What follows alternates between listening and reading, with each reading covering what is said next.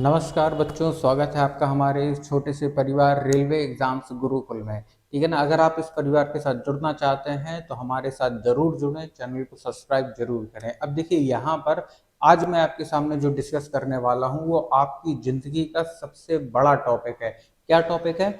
आप हो सकता है उन बच्चों में से हों जिन्होंने तैयारी अभी शुरू की हो, या फिर उन बच्चों में से हों जिन्होंने आज से 1 से 2 साल पहले तैयारी शुरू की हो, या फिर उन बच्चों की कैटेगरी में आते हों जो आज से 4 साल 5 साल से तैयारी कर रहे हो। ठीक है ना।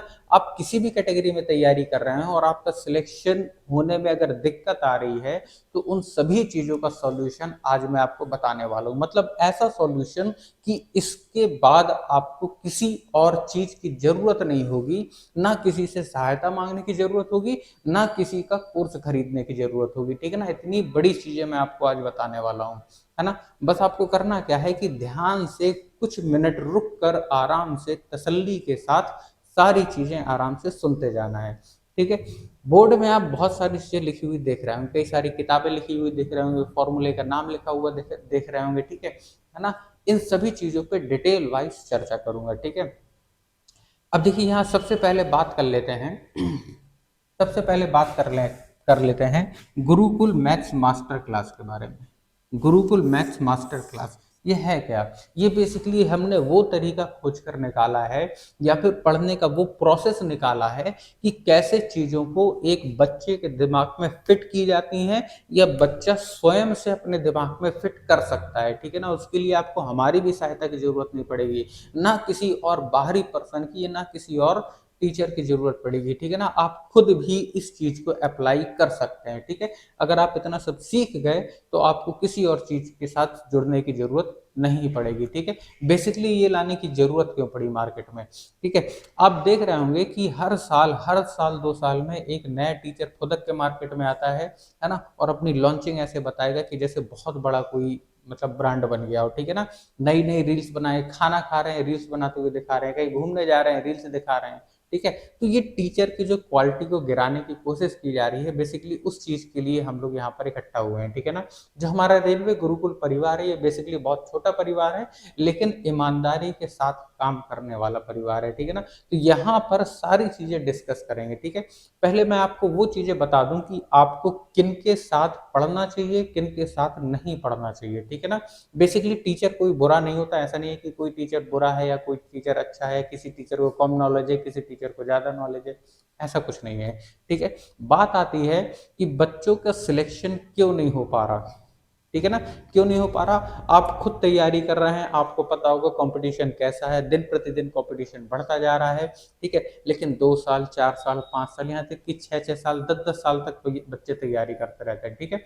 उसका रीजन क्या है? उसका मेन रीजन ये है कि आप तक वो सही जानकारी नहीं पहुंच पाती कि असली तैयारी होती क्या है, मतलब असली तैयारी करी कैसी जाती है। ठीक है ना। तो जब आपको ये नहीं पता कि हमें तैयारी करना क्या है, आपको बुरी मतलब बेकार बेकार चीजों के लुभावने वादे करके या नए नए ऑफर देके आपको बिना मतलब की चीजों में फंसाया जाता है। ठीक है। अब देखिए, अगर मान लीजिए कोई ऐसा टीचर है जिसकी हर 4 6 महीने में एक बुक आ रही है। ठीक है ना। हर 4 6 महीने में फिर एक एप्लीकेशन आएगी, हर 4 6 महीने फिर कोई नई चीज लॉन्च करेगी। एक तो लॉन्चिंग को ऐसे दिखाएंगे जैसे कोई बड़ा रॉकेट लॉन्च कर रहे हो। ठीक है ना। यानी इनके लॉन्च करने से इंडिया का कोई बहुत बड़ा फायदा हो जाएगा। लेकिन मैं आपको बता दूं कि जो बुक्स ये लॉन्च करते हैं, ठीक है ना, ये जितनी किताबें इन्होंने लॉन्च की हैं, उन्हीं किताबों को बार बार घुमा घुमा के उन्हीं के क्वेश्चन आगे पीछे कर करके वही किताबें बार बार बच्चों को सेल की जाती हैं। ठीक है ना। यानी कि ऐसे प्रमोट किया जाता है उन किताबों को कि जैसे बस यही है, इसके अलावा कुछ नहीं है। ठीक है। लेकिन ऐसा कुछ नहीं है। मैं आपको ये चीज बता दूं कि हमें कौन सी किताबें पढ़ना चाहिए। हमें वो किताबें पढ़ना चाहिए या उन लोगों की किताबें पढ़ना चाहिए जो सालों से कंपटीशन के एग्जाम्स की तैयारी करवा रहे हैं। ठीक है। या सालों से कंपटीशन एग्जाम्स की बुक्स में काम कर रहे हैं। ठीक है। ना कि उन लोगों की जो 2 4 साल 5 साल में आए हैं और पढ़ाने लगे हैं, पढ़ाने के बाद उन्हीं की किताबें निकालने लगे हैं। ठीक है ना। हमें ऐसे लोगों के बीच में नहीं जाना चाहिए। ठीक है। हमें किन किताबों पर भरोसा करना चाहिए। अच्छा, मुझे एक बात बताइए, अगर कोई आदमी है जिसका काम ही है कंपटीशन की बुक्स को बिल्कुल एकदम स्टेप वाइज तरीके से कंपटीशन को एनालाइज करके, जितने वनडे एग्जाम्स उनकी एनालाइज करके उन सब की किताबें बनाना है, ठीक है, हमें उनकी किताब ज़्यादा प्रेफर करना चाहिए। लेकिन हम करते क्या है कि अलग अलग टीचर्स की, अलग अलग पब्लिकेशंस की बुक इकट्ठा करके रखते चले जाएंगे और अलमारियों में ढेर लगा लेंगे, ठीक है ना।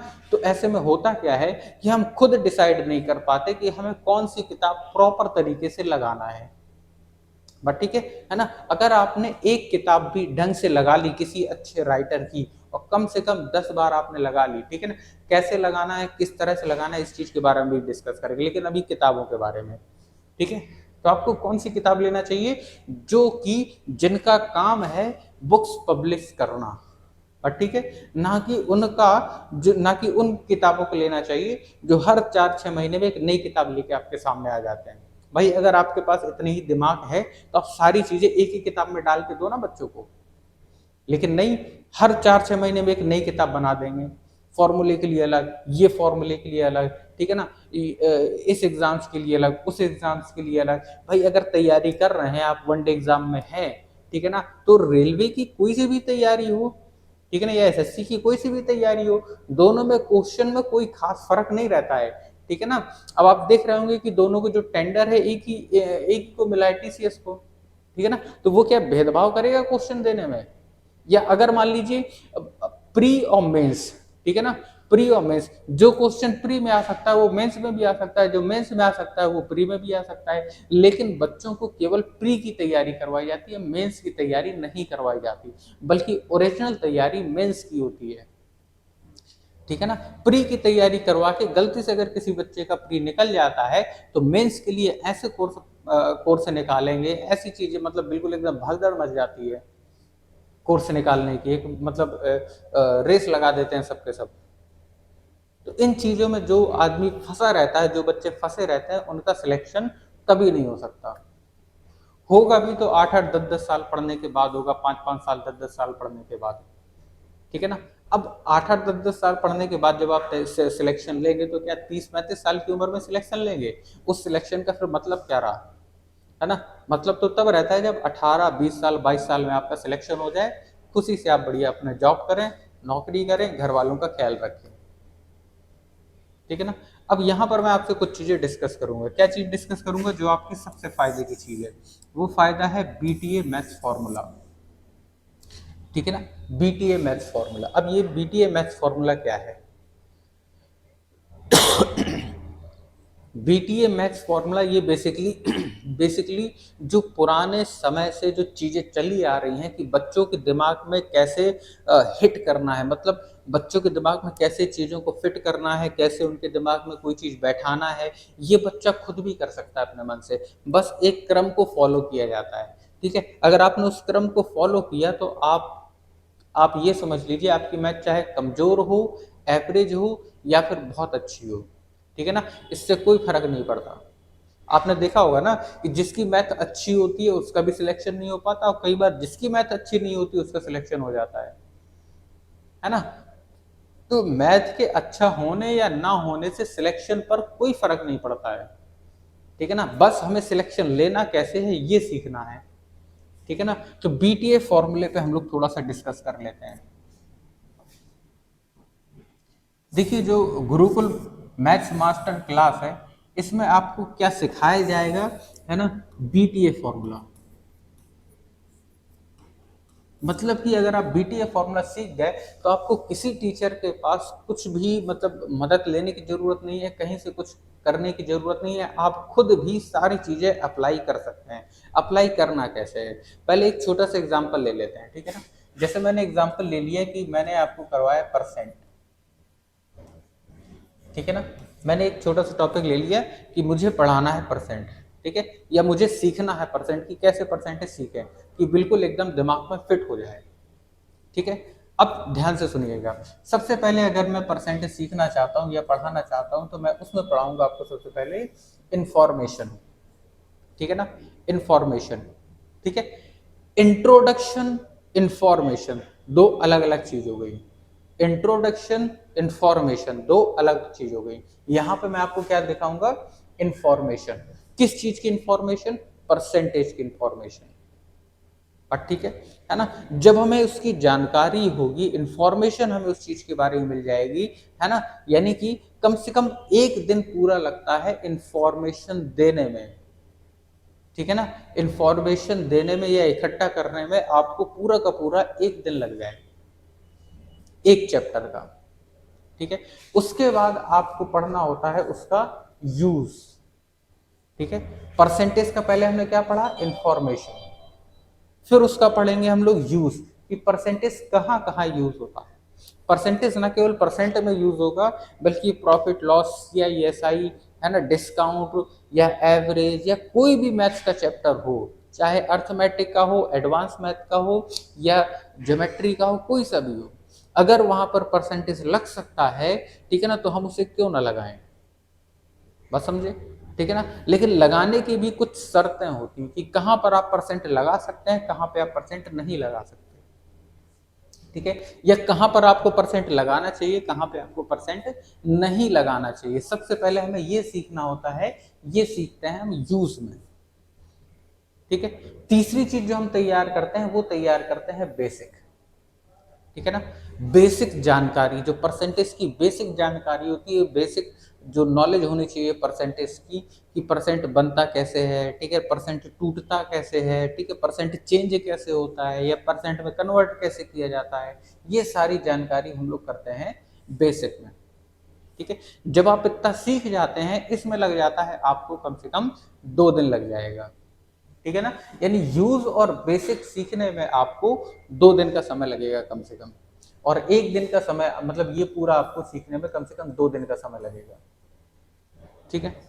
उसके बाद चौथी चीज आती है अप्रोच, चौथी चीज आती है अप्रोच, ठीक है ना, कि जो आपने बेसिक सीखा, ठीक है ना, जो आपने बेसिक सीखा, ठीक है, उसको आप यूज कैसे कर रहे हैं, कितना स्मार्टली क्वेश्चन को हैंडल कर पा रहे हैं, बट ठीक है ना, वो सारी चीजें आ जाती हैं अप्रोच में।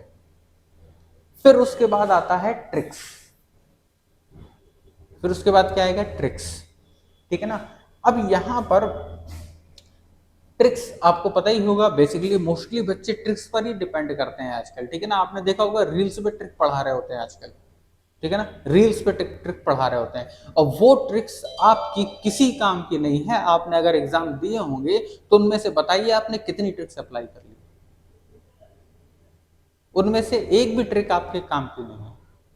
क्यों, क्योंकि वो एट प्रेजेंट एग्जाम के टाइम पे आपके दिमाग में आ ही नहीं सकती, या आएंगे भी तो 1000 में से एक बच्चे के दिमाग में आएंगी बस।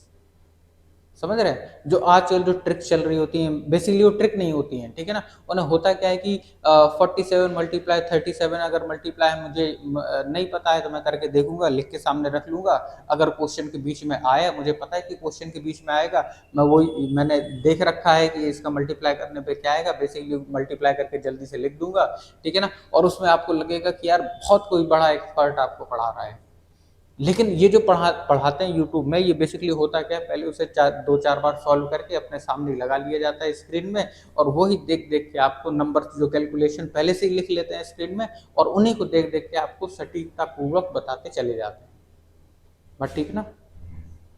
और ये आपको भी पता है, सही बात है, आपको भी पता है, ठीक है ना। लेकिन उस चीज को मतलब उस चीज का विरोध करने की बजाय आप उसी चीज में उलझते चले जाते हैं, ठीक है ना। तो जो ट्रिक्स होती हैं, वो ट्रिक्स हम लोग यूज करते हैं अप्रोच के लिए, ट्रिक्स यूज करते हैं अप्रोच के लिए, पर ठीक है ना।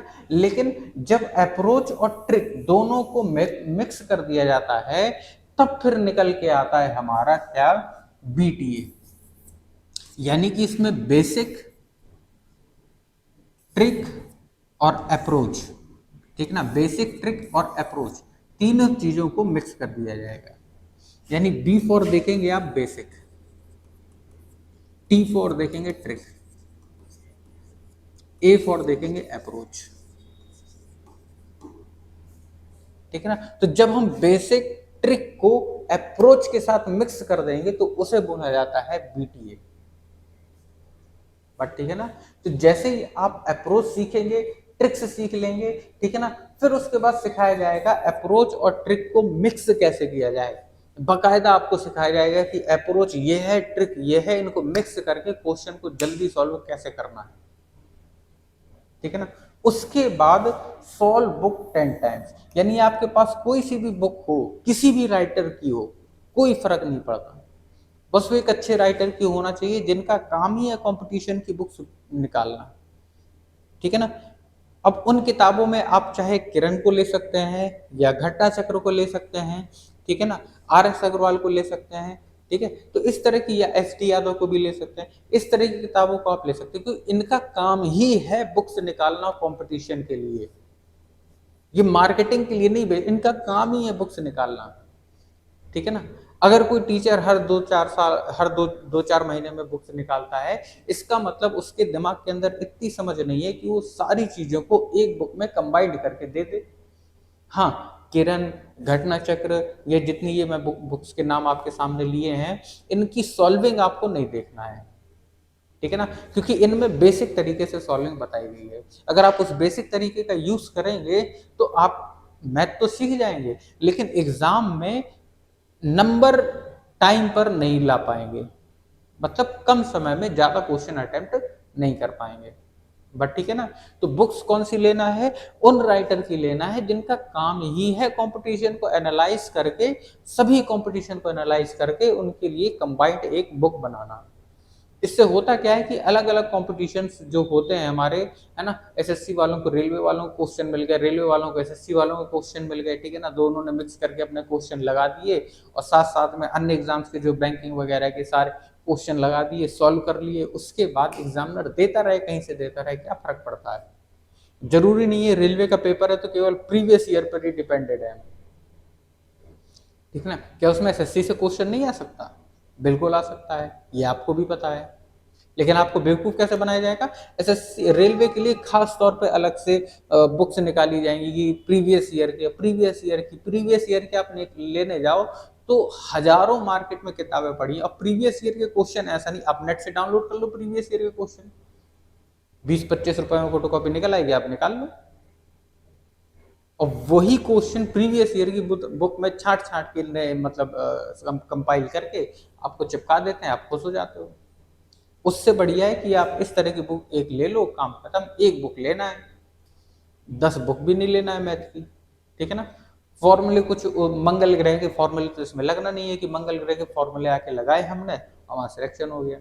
फॉर्मूले वही छोटे मोटे फॉर्मूले जो घूमते रहते, कोई इतनी बड़ी मैथ भी नहीं है एसएससी रेलवे की, कोई खास बड़ी मैथ नहीं है, लेकिन उसे एक हवा बना दिया है, बस इतनी सी बात है, ठीक है। तो जब हम यहाँ पर आप देखोगे, जब आप यहाँ पर देखोगे कि क्या क्या चीज, information, use, basic, approach, trick, approach plus tricks को मिक्स करवा के फिर उसके बाद जब एक किताब से हम लोग कोई भी एक चैप्टर 10 बार लगा लेंगे तो वो चैप्टर हमारा कहीं नहीं जाएगा। यानी वो चैप्टर अगर आप दोबारा जिंदगी में भले ही ना भी लगाएंगे तो भी एग्जाम तक वो चैप्टर आपके दिमाग में बिल्कुल सुरक्षित तौर पर बना रहेगा। क्वेश्चन कितने लगाने हैं? मान लीजिए एक किताब में हम लोगों ने परसेंट का एग्जाम्पल लेके चल रहे थे, परसेंटेज की मान लीजिए 400 क्वेश्चन है एक बुक में, या 500 क्वेश्चन है, जितने भी क्वेश्चन है, इन्हीं 400-500 क्वेश्चनों को आप 10 बार लगा लीजिए बस, ठीक है। ऐसा नहीं है कि ये क्वेश्चन तो मुझे आता है छोड़ दिया, ये क्वेश्चन तो आता है छोड़ दिया, ये नहीं आता इसे लगा लेते हैं, ऐसे नहीं करना है। क्वेश्चन आता हो नहीं आता हो आपको लगाना है, ठीक है ना। जब आप लगाएंगे तो जो आता है वो बिल्कुल एकदम कंफर्म हो जाएगा, जो नहीं आता है वो तो आ ही जाएगा। तो 10-10 बार आपको हर चैप्टर लगाना, 10-10 बार, ठीक है ना। और ऐसा नहीं है कि एक ही बार में लगा लेना है बैठ के, ये अभी लगा के खत्म किया फिर लगा के खत्म किया फिर लगा, ऐसे नहीं, अलग अलग दिनों में। ये आज एक बार खत्म कर लिया, एक बार अगले हफ्ते 400 क्वेश्चन खत्म कर लेंगे इन्हीं क्वेश्चनों को, फिर अगले हफ्ते एक बार फिर से इन्हीं क्वेश्चनों को खत्म कर लेंगे, ठीक है ना। अलग अलग टाइम पे, यानी कि 10 दिन केवल आपको देना है 400 क्वेश्चन लगाने के लिए, नहीं अगर एक दिन में आप 400 क्वेश्चन लगा पा रहे हैं, ठीक है ना, तो 10 दिन आपके लगेंगे बस, हो सकता है 400 नहीं लग रहे हो आपके एक दिन में, 100 लगेंगे, 50 लगेंगे, कोई फर्क नहीं पड़ता। 100 लगाइए, 50 लगाइए बस, ठीक है ना। तो वो आपकी ऑटोमेटिक आपकी स्पीड बढ़ती चली जाएगी। अभी उस चीज के बारे में डिस्कस करेंगे, ठीक है। तो जो बीटीए फॉर्मूला है उसमें बेसिकली बेसिक, ट्रिक, अप्रोच तीनों को मिक्स करके पढ़ाया जाएगा, और यहाँ पर आपको बेसिकली बताया जाएगा कि बेसिक क्या है, उसमें ट्रिक कौन सी लगी, उसमें अप्रोच लगा के उसे हम लोग जल्दी से जल्दी सॉल्व कैसे कर सकते हैं, ठीक है ना।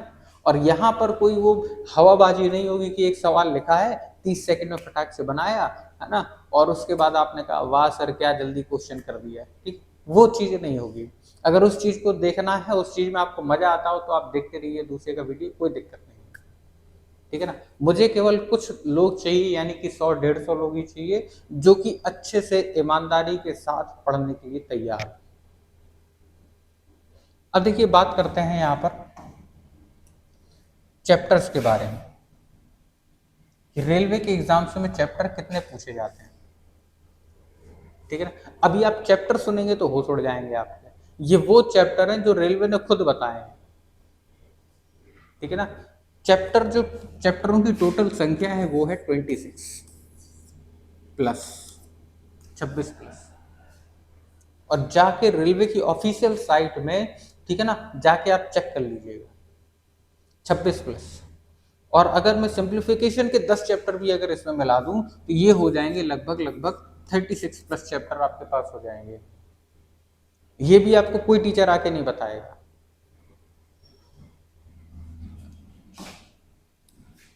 अब देखिए चैप्टर कौन कौन से आते हैं। चैप्टर आप देखोगे अर्थमेटिक में number system, decimal fraction, percentage, ratio, proportion, time and work, distance, profit loss, simple interest, compound interest, linear equation, quadratic, है ना, इक्वालिटीज, ग्राफ्स वगैरह, ये सारे अगर ये अलजेब्रा के चैप्टर हुए यहाँ से, ठीक है ना।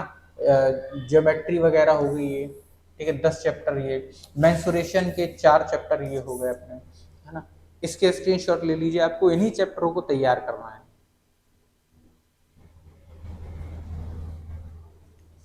ठीक है। तो ये वो चैप्टर हैं, साथ साथ में इसके साथ साथ में कुछ एक्स्ट्रा चैप्टर्स भी आते हैं मिसलेनियस में। मिसलेनियस में कैसे, सिंप्लीफिकेशन हो गया, अप्रोक्सीमेशन हो गया, डाटा सफिशिएंसी हो गया, ठीक है ना। सिंप्लीफिकेशन से मान के चलिए 4 से 5 क्वेश्चन तो फिक्स है कि हर एग्जाम में पूछना, रेलवे का बिल्कुल एकदम धर्म सिद्ध अधिकार बन गया है। कोई भी एग्जाम हो 4 से 5 क्वेश्चन हर एग्जाम में पूछता है, वो हर सेट में पूछता है, ठीक है। अप्रोक्सीमेशन यानी कि अनुमान, और डाटा सफिशिएंसी, इनसे भी क्वेश्चन बनते ही बनते हैं, यानी ये 3 एक्स्ट्रा चैप्टर्स हो गए। और ये बकाया चैप्टर, यानी अगर आप इसमें काउंट करेंगे तो 9 चैप्टर हो गए हमारे अर्थमेटिक के। एलजेब्रा के अगर आप देखोगे तो 4 ये 10, ये 10 चैप्टर एलजेब्रा के हो गए, 9 + 10 19, ठीक है ना। मेंसुरेशन के 4 चैप्टर ये हो गए, 19 + 4 23, 23 चैप्टर ये हो गए, प्लस 3 चैप्टर जो मैंने एक्स्ट्रा बताए थे अलग से, यानी कि 26 चैप्टर आपके ये हो गए टोटल। सिंप्लीफिकेशन में मैंने नंबर सिस्टम में मैंने आपको बताया 10 चैप्टर आते हैं, उसमें यूनिट डिजिट भी आएगा, डेसिमल्स भी आएंगे, ठीक है ना। तो ये सारी चीजें मिला के 10 चैप्टर अगर आप उसके भी शामिल कर लेते हैं, ठीक है ना, तो आपके टोटल चैप्टर हो जाएंगे 36 प्लस, ठीक है ना। और ये वो चैप्टर्स हैं जो एग्जाम में आने ही आना है, ठीक है।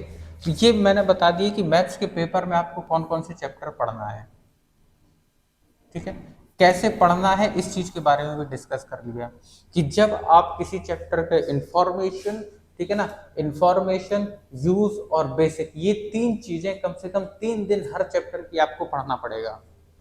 कम से कम 3 दिन आपको इन चैप्टर का पढ़ना, उसके बाद फिर ये चीजें आती हैं। जब आपका यही क्लियर नहीं होगा तो आप कुछ भी पढ़ते रहिए, कोई भी क्वेश्चन लगाते रहिए, कोई फर्क नहीं पड़ता, आपको इंस्टेंट में तो वो चीज समझ में आ जाएगी, लेकिन एग्जाम में फिर आप भूल जाएंगे। और समझ रहे हैं, तो इन 3 चीजों में आपको 3 दिन देना पड़ेगा, यानी डिटेल में हम लोग यहाँ पर आपको सारी चीजें सॉल्व करवाएंगे, ठीक है। आप मान के चलिए, मैं लास्ट चीज आपको बता दूं कि यहां पर हमारे यहाँ 5 बुक्स,